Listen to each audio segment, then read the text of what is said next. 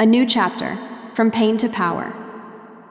At this moment, I have decided to fold away the past and clear the debris of the years and the burdens they carried.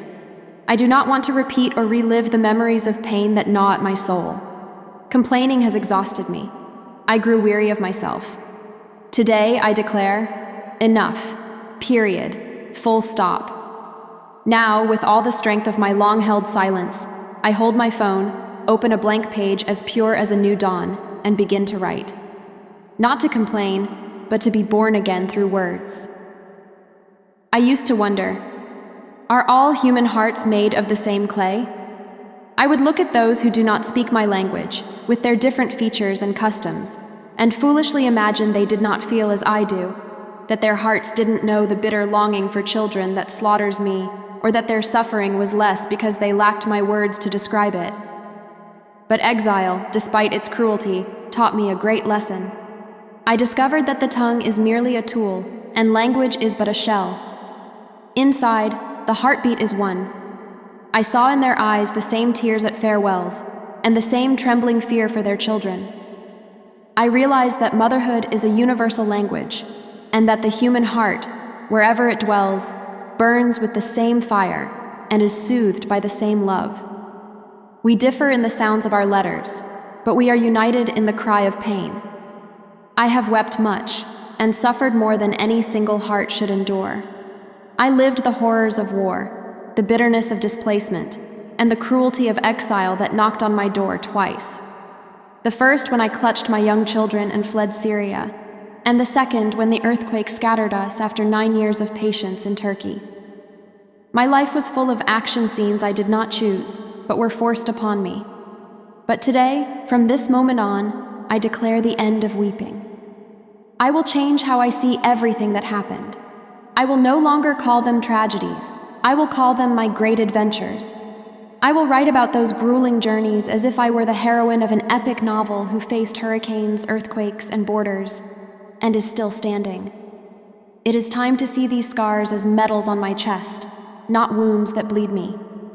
Today, I feel like someone who possessed a vast fortune of patience and time, only to scatter it here and there on the roads of exile and in the alleys of waiting. Suddenly, I find that I have only one coin left in the pocket of my soul, one last coin on which I will stand before the great collapse. I am now like one whose steps faltered on the edge of an abyss or a towering mountain, about to fall into a merciless sea, but at the very last second gathers what remains of their breath, holds on with all their might, and regains their balance. This is me in these moments, gathering the fragments of myself, clinging to my pen as a lifebuoy, to announce to the world that despite everything, I am still here. They boast about women's rights and establish organizations and conferences, yet in the clutter of paperwork, they forgot the mother, as if she isn't a woman. What logic allows children the right to reunite with their mother, but denies a mother the right to reunite with her daughters simply because they are over 22? How do you judge? Does my daughter cease to be my daughter when the clock strikes her 22nd birthday? A woman remains a woman, a being in need of support, family, and the warmth of a mother, no matter how old she gets. There come moments when she finds herself in danger, alone and without a backbone, even if she is married. How many wives have lost their way and needed their mother's embrace? How many mothers have withered away staring at photos of their daughters behind borders drawn by people who do not know the meaning of a mother's heart? You have abolished humanity with your legal clauses and dried up the springs of mercy with excuses of ages and numbers.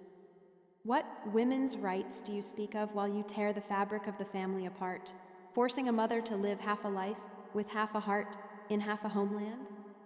In history books, people read about exile as a harsh punishment imposed by states on their enemies. But today, I live this exile with indescribable bitterness. They called my journey resettlement, but my heart sees it as a disguised punishment. They separated me from my daughters, from pieces of my soul, and placed borders and continents between us, then expected me to thank them for this survival. How can it be survival when it uproots me and leaves my limbs far away from me? They punished me with distance and sentenced my feelings to stand in long waiting lines. They did not realize that safety is not in a new roof or a different passport, but safety is in turning around and finding my daughters beside me. They gave me a homeland and robbed me of family, so this beautiful land became a vast exile in my eyes. They do not just separate people, they separate the pulse from the body and call it law. What law sees salvation in tearing a mother away from her children? It is the punishment of exile, wrapped in promises of stability that are never complete without the gathering of loved ones. They will coolly tell me, "You chose this yourself. No one forced you." Yes, I chose it with my own hands. But does a drowning person have a choice when a knife blade is extended to them and they clutch it to survive? I fled death to what I thought was the land of liberties, only to knock on doors seeking human dignity and hit the walls of rigid laws. What is the difference then? In our homelands, they robbed us of safety. Here, they robbed us of the human within us. Freedom that does not guarantee a mother the right to be with her daughters under one roof is an incomplete freedom. It is merely a decoration on the walls of large prisons. I fled the bullets of war only to fall captive to distance. What is the use of freedom if it gives me everything and steals my family?